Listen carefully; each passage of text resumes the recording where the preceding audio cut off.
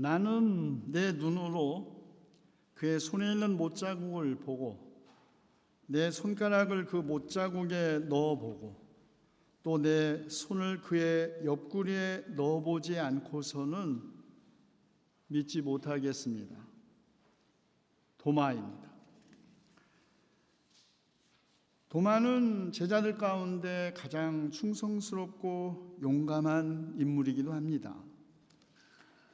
죽은 나사로를 살리시기 위해 유대 지방으로 가자는 예수님의 말씀에 화들짝 놀란 제자들이 선생님, 방금도 유대 사람들이 선생님을 돌로 치려고 했는데 다시 유대 땅으로 가시자고요 만류했을 때 도마만 유일하게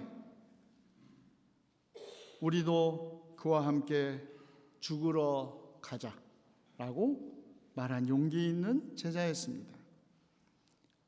그런데 그는 우둔한 제자이기도 했습니다.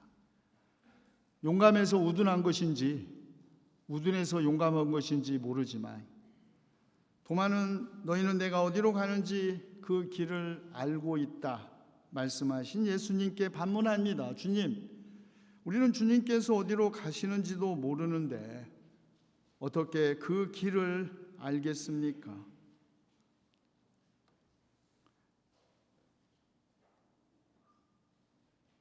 도마는 의심하는 사람이었습니다. 도마는 그가 보고 만지고 확실하지 않을 경우는 믿을 수 없는 사람이었습니다. 의심과 회의의 시대를 살아가야 할 그리스도인들을 위한 배려였을까요? 예수님은 보지 않고 믿는 사람이 더 복이 있다고 말씀하셨습니다. 너희는 나를 보았기 때문에 믿느냐? 나를 보지 않고도 믿는 사람은 복이 있다는 말씀은 무슨 뜻일까요? 오직 보이는 것만 사실이고 오직 증명 가능한 것만 이성적이라고 믿는 시대에 눈에 보이지 않고 증명도 불가능한 신을 믿는 신앙인들의 자기 합리화일까요?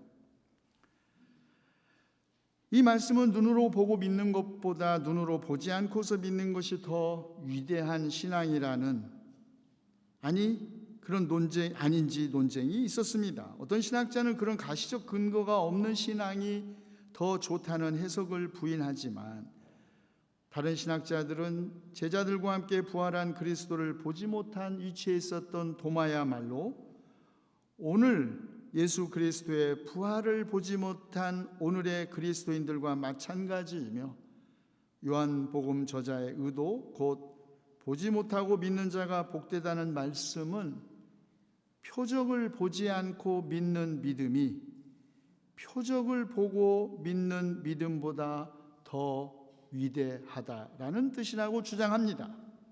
물론 이렇게 주장하는 사람들은 종교 체험이나 표적의 역사성이나 그 가치를 경시하는 것은 아닙니다. 그러나 수많은 표적을 예수님께서 보여주셨지만 표적을 보는 것이 곧바로 믿음과 연결되는 것이 아님을 성서는 증언하고 있습니다. 병에서 고침받은 그 수많은 사람들 가운데 정작 마지막까지 예수님을 따른 사람은 한 사람도 없었습니다.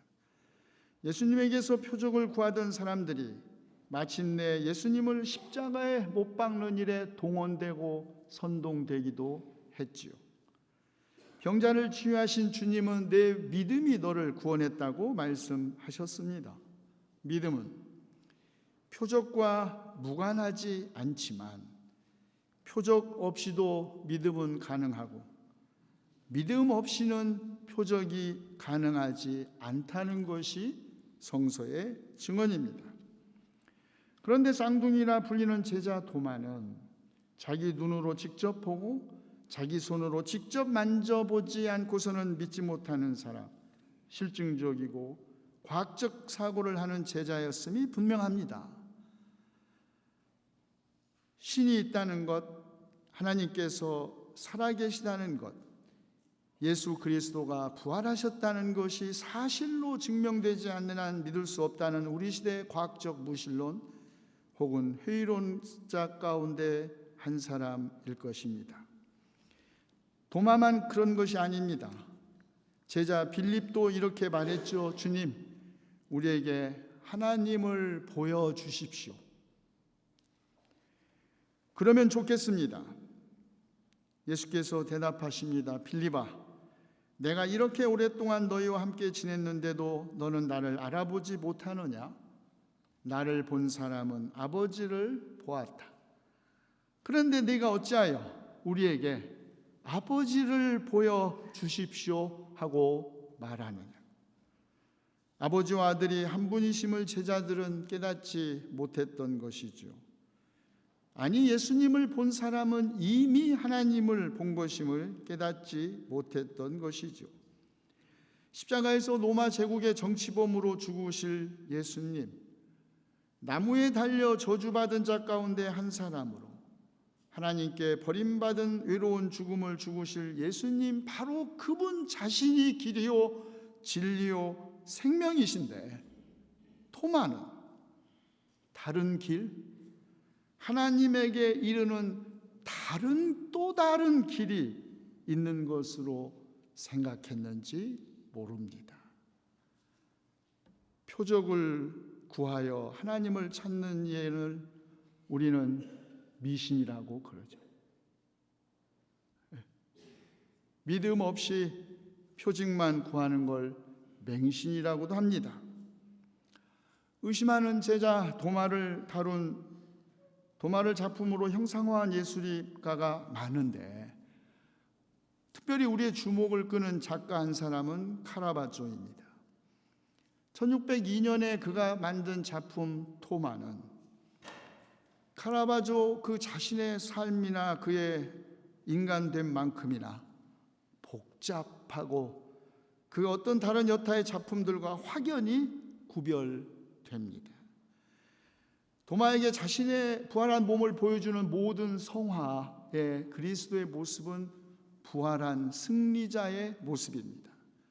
그런데 이 카라바조의 작품을 보면은 마치 의사가 해부하듯이 예수님의 상처에 손을 조심스럽게 넣고 있는 도마, 그리고 이 모습을 진지하게 바라보고 시선을 집중하는 두 제자.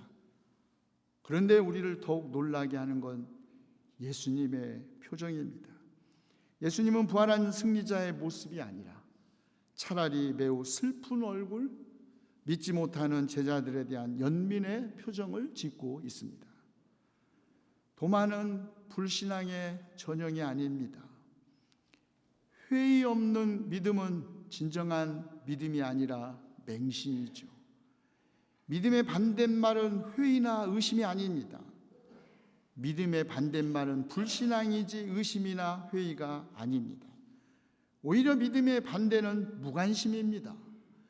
예수님이 도마와 제자들을 비웃는 것이 아니라 연민의 표정을 짓는 것도 이 때문일 것입니다. 표적 때문에 많은 사람들이 종교를 갖지요. 아니, 표적 때문에 신을 믿는 사람들이 있습니다. 이런 예수님 당시나 지금이나 마찬가지입니다. 기적과 표적 때문에 예수님을 따라 나섰던 민중은 십자가 아래에서 그가 남은 구원하나 정작 자기 자신은 구원하지 못하거나 네가 진정 하나님의 아들이거든 십자가에서 내려와 보거라고 조롱하던 민중이기도 했습니다. 저는 표적을 보고 믿는 사람보다 표적 없이 믿는 한 위대한 시인을 여러분에게 소개하려고 합니다. 라이너 마리아 릴케입니다. 당신을 찾는 이들은 저마다 당신을 시험합니다. 그리고 그렇게 당신을 찾은 사람들은 당신을 그림과 몸짓에다 묶어놓습니다. 그렇지만 나는 돼지가 당신을 이해하듯 그렇게 당신을 이해하렵니다. 나의 성숙과 더불어 당신의 나라도 성숙합니다. 나는 당신을 증명하려는 어떤 허영도 당신에게 바라지 않습니다. 시간이란 당신과는 다른 것임을 나는 알기 때문입니다. 나를 위해 어떤 기적도 행하지 마옵소서. 세대에서 세대로 이어지며 더욱 선명해지는 당신의 법칙을 시인하소서. 내 눈빛을 꺼주소서. 그래도 나는 당신을 볼 수 있습니다. 내 귀를 막아주소서. 그래도 나는 당신의 목소리를 들을 수 있습니다. 발이 없어도 당신에게 갈 수 있고, 입이 없어도 당신의 이름을 부를 수 있습니다. 내 팔을 부러뜨리소서. 나는 손으로 하던 내 가슴으로 당신을 끌어안을 것입니다. 내 심장을 막아주소서. 그러면 나의 뇌가 고동칠 것입니다. 내 뇌에 불을 지르면 나는 당신을 피에 실어 나르겠습니다. 그의 시도 시집입니다. 그렇습니다. 여러분, 믿음은 한 인간의 삶의 성숙과 함께 성장합니다. 여러분, 믿음은 한 인간의 삶과 절대로 분리되어 있지 않습니다. 하나님은 스스로를 증명하시지 우리가 증명할 수 있는 분이 아닙니다. 하나님께서 자신을 우리에게 보여주시면 우리는 눈이 없어도 그분을 볼 수 있고, 하나님께서 말씀하시면 우리는 귀가 막혀도 그분의 목소리를 들을 수 있고, 하나님께서 우리에게 오시면 발이 없어도 우리는 그분에게 갈 수가 있고, 하나님께서 우리를 부르시면 우리가 입이 없어도 주님을 부를 수 있습니다. 그런데 문제는 이제 더 이상 주님께서 지상에서 몸으로 제자들과 함께 하시지 못하시는 것이지요. 이 문제를 해결하는 방식을 요한은 성령에게서 찾습니다. 예수님은 제자들에게 숨을 불어넣으시면서 성령을 받으라 말씀하십니다. 예수께서 제자들에게 성령을 주신 것은 아버지께서 나를 보내신 것 같이 나도 너희를 보내기 위한 것이요, 사람들의 죄를 용서하고 예수 그리스도가 하나님의 아들이심을 믿게 하고 그의 이름으로 생명을 얻게 하려 하기 위한 것입니다. 성령은 부활하신 우리 주 예수 그리스도의 현존입니다. 성령은 보혜사 곧 우리의 변호인으로서 영원히 우리와 함께 계시는 진리의 영입니다. 성령은 하나님께서 주님의 이름으로 보내시는 영이십니다. 그를 믿는 이들에게 모든 것을 가르쳐 주시며 주님께서 말씀하신 모든 것을 생각나게 하시는 영, 죄와 의와 심판에 대하여 세상의 잘못을 깨우치시는 분, 제자들을 모든 진리 가운데로 인도하시는 진리의 영. 성령은 유대 지도자들이 나무에 매달아 죽인 예수님, 저주받은 자의 한 사람으로 십자가에서 죽으신 예수님을 하나님께서 높이셔서 자기의 오른편에 앉히시고 영도자와 구주로 삼으셔서 이스라엘이 회개하고 죄사함을 받게 하신 일의 증인입니다. 요한계시록의 저자 요한도 예수님을 죽은 사람들의 첫 열매요, 땅 위의 왕들의 지배자라고 고백합니다. 그렇습니다. 문제는 어떻게 죽은 사람이 살아나며 어떤 몸으로 부활한다는 말인가 하는 것이 아닙니다. 이것은 과학의 질문이지만 신앙의 질문은 아닙니다. 신앙은 어떻게가 아니라 왜 하나님은 십자가에 죽으신 예수님을 다시 살리셨는지 질문합니다. 믿음은 바라는 것들의 확신이요, 보이지 않는 것의 증거라고 히브리서 저자는 고백합니다. 바라는 것, 우리의 희망은 아직 현실이 아닙니다. 그리고 보이지 않는 것은 증거로 채택될 수 없지요. 그런데 믿음의 삶은 우리가 바라는 것들이 이미 이루어진 것으로 확신하는 것이요, 보이지 않는 것이 오히려 보이는 것보다 더 확실한 증거라고 믿으며 사는 것입니다. 이런 믿음의 사람은 아직 오지 않은 하나님 나라 때문에 절망하는 법이 없고, 오직 보이는 것만 현실이라고 믿는 세상에 나인이라고 말할 수 있는 사람입니다. 이런 믿음의 사람은 아직 이루어지지 않은 꿈 때문에 조급해하지도 않고, 오직 보이는 것만 중요하다고 믿는 세상에서 참으로 중요한 것은 보이지 않는다는 것을 삶으로 증언하는 사람입니다.